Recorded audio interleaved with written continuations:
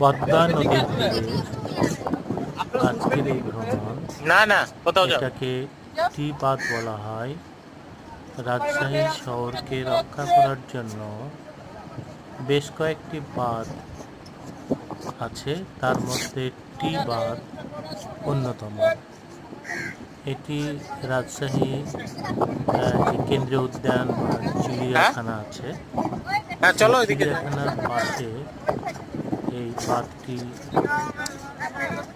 দেওয়া এই হয়েছে। নাম বলো তো মূলত তোমাদের, নাম বলো তোমার নাম। পদ্মার যে স্রোত, এই তাকাও সেই এখানে, স্রোতকে বলো ডাইভার্ট করে রাজশাহী শহর দিকে না কি। এসে আমার নাম নীলা। সেটাকে নীলা। ওই দিক দিয়ে চলে যাওয়ার জন্য হ্যাঁ এভাবে আরে যেখানে আমরা বাদাম নিচ্ছি। আমার নাম সাথে ওর ভাই। আমার নাম এরকম আরো কয়েকটা সামনে কি? এবং পিছনে আরো কয়েকটা বাঁধ আছে। অপেক্ষা। ভাই আমার নাম গরিটি হামরা।